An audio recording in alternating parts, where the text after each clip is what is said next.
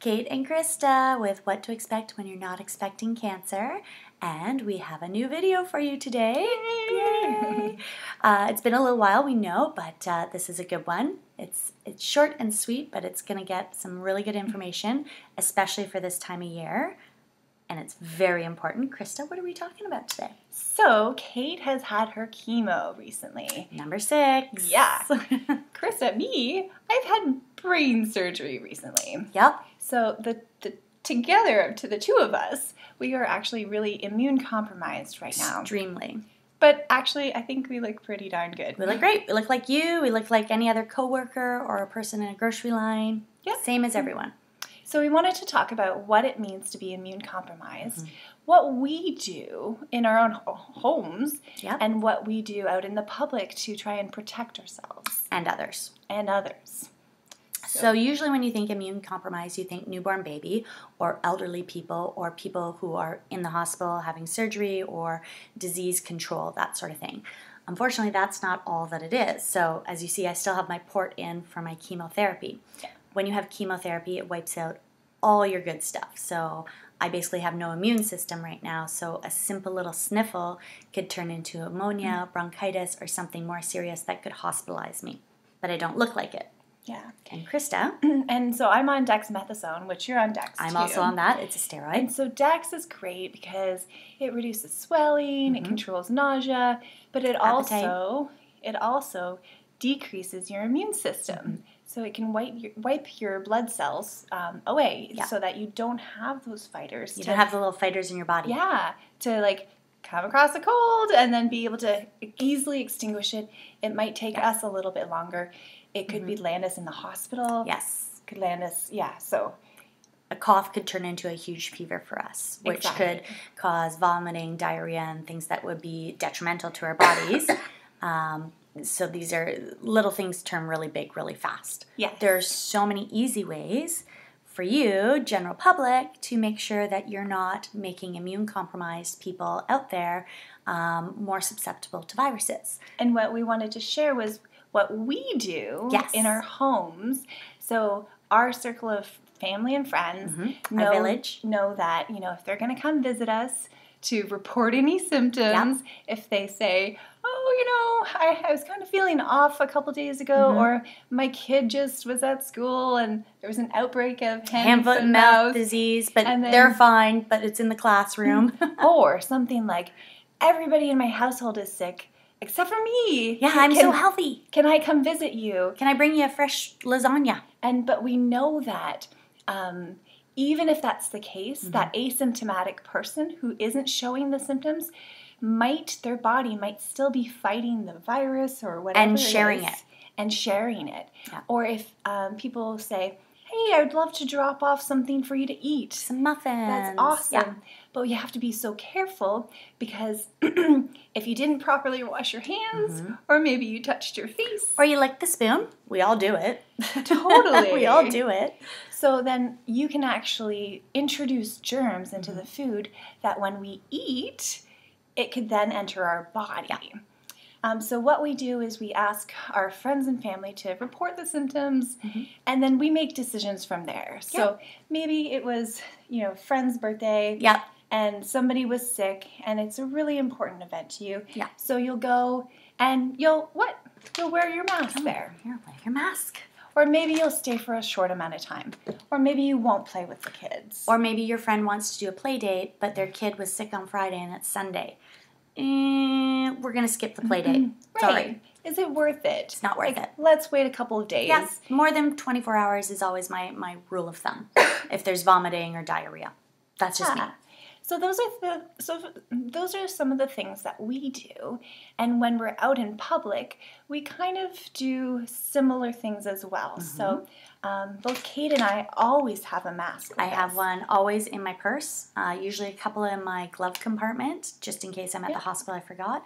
And you can get these anywhere for free. Yeah. The pharmacy. These ones are a little fancy. Those are fancy. Those are great.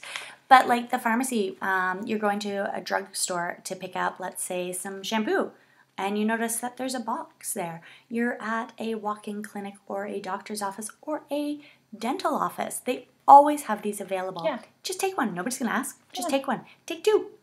Good to go. You're on an airplane. Recently, if I've been on airplanes, I've been wearing these all the time. Just makes it easier, just in case. Exactly. Wash your hands more when you're out. And I have a great thing for washing hands because I have 3 little people, right? My kids come home from school, and our rule is they have to wash their hands the second they get in the door. Same with us. Yeah. So to make it fun for my little school-age kids, I buy them the fun soaps, the ones that smell like cotton candy. Or right now I think it's Twisted Peppermint Snowman. So I change it up so it gives them something exciting to look for in the bathroom. It's part of the routine. It's part of the routine, but it's fun. And they're like, oh, Mommy, this one smells good. Smell this one. Oh, did you see the little snowman on it? So if you can make it fun for kids, I find it works better. And maybe even for my husband. Just saying. Hey. And then when you're out, you brought up a great point earlier, that elevator buttons. Elevator buttons. Ask somebody else to press the button. Get in and say, 2, please. Or, you know what I do? I do the whole elbow. I do this, when I'm trying to get down. To the point that my son loves opening the automatic doors, and I lift him up, and he puts his elbow forward. That's fantastic. And that's how he opens it. Yeah. And, I've taught him, he's 2, but I've taught him to cough into his arm. Yeah. He's 2. He doesn't do it every time. No, of course not. To teach kids and to do things that protect your health, to limit yourself from exposure to germs. And we know we all have to get groceries. We all have to pick up the kids from school. But let's say you're feeling really rough. Everybody in the house has the flu right now. Yeah. There are online grocery things, and it's $3 to pick up. You go on it. Pay the $3. $3.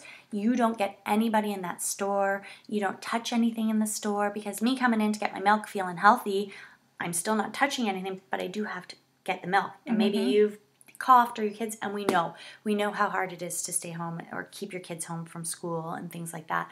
But there are a lot of tools out there for us now. Online shopping, friends and family to bring you your milk if you need it, things like that. Just ask. It helps everyone. Yeah, so there's lots of tools and tricks that you can use, that we use, that everybody can use. And flu shot, of course. You can still get your flu shot. I know we are in the flu season. It is January. But you can still go to your local pharmacy, doctor's office, walk-in clinic, and get a flu shot for you and your family still. I can't get it because I'm immune compromised, but my family can. Christa, you got it this fall, and aren't you glad you did? Oh, yeah, exactly. With everything else going on, Absolutely. at least you have that in your corner right now. Yeah. So and in Canada, it's free. The flu shot's free. Yep.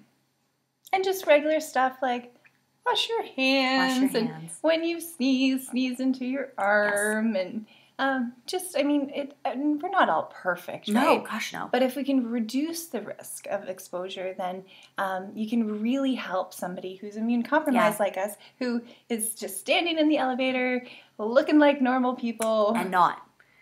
Yeah, like Christa sounds like she has a cough, but unfortunately it's from the tumors and being in the hospital and the harsh air. I sound like I'm constantly clearing my throat right now because I have a cold. I don't have a cold. I have so many sores in my throat from the chemotherapy right now.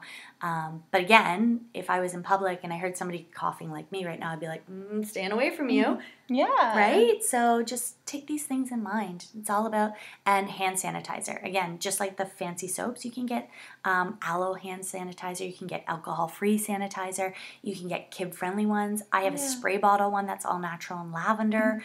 The kids ones love that don't dry your hands out. Ones that don't dry your hands out. Yeah. But just taking the time to have a hand sanitizer too. Sure.